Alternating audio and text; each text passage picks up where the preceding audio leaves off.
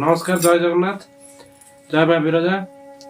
स्वागत करुच्ची आपन channel travel with ज्योति को। आज आम गोटे बुलिया गोटे बढ़िया हिस्टोरिकल प्लेस जाजपुर।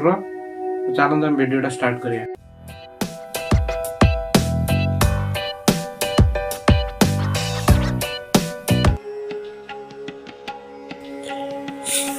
जाजपुर बिरजा मंदिर रास्ता जीवा बेले आमको कुआसरपुर छक एक ट्राफिक मिल से ट्राफिक रु 50 रु 100 मीटर गैप भितर 50 रु 100 मीटर आमको लेफ्ट जावाक पड़ो।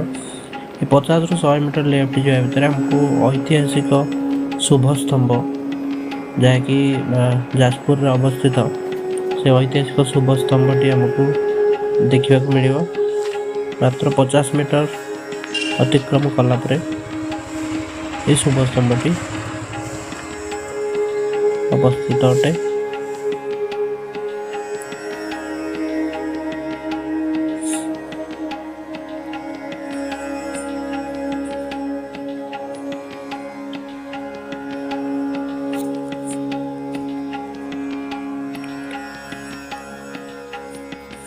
कहा जाए यह मालिकार वर्णित अच्छी जे यह स्तंभटी ब्रह्मा तांकर यज्ञ समय सृष्टिकर्ता ब्रह्मा यह निजे प्रतिष्ठा करथिले। आ कहा जाए एमती भी शुणा जाए जे कली युग शेष एथिरु रक्त बहिब एवं सत्य युग आरंभ हेले एथिरु क्षीर झरिब। किए कहती जे जाजपुर राजा श्री जजाति केशरी यह विजय स्तंभ अटे बोली।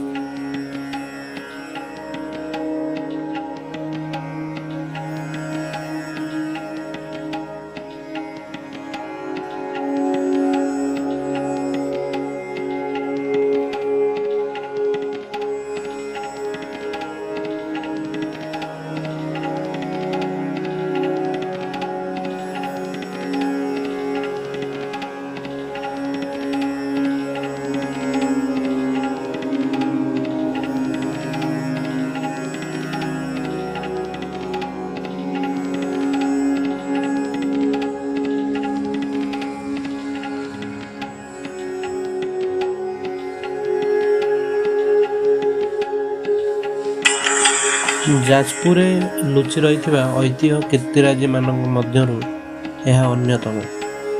यह एक विशाल बहु स्तंभाकार प्रस्तर निर्मित एवं यार उच्चता पाखापाखि 19 रु 20 फुट।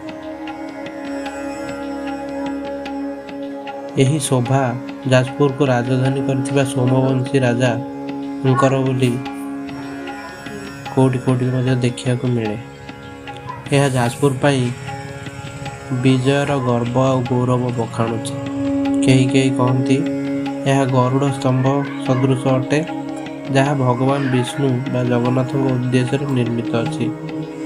केते सत मु जानी किंतु बहुत जन पाखर मु शुणी जे प्रभु जगन्नाथ विजय स्थान काले जाजपुर हेबार थिला।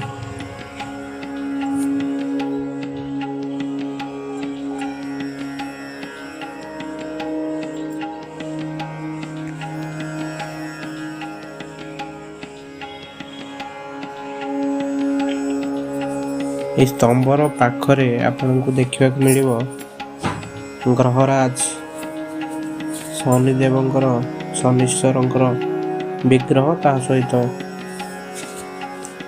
मंदिर आपन को सेठी पाखरे सत्संग विहार अच्छी। एक दर्शन कर सारा आप बिरजा मंदिर दर्शन करेंगे। वीडियोटी जदि भल लगे लाइक शेयर सब्सक्राइब निश्चित भाव कर दिंतु। रहुछि नमस्कार।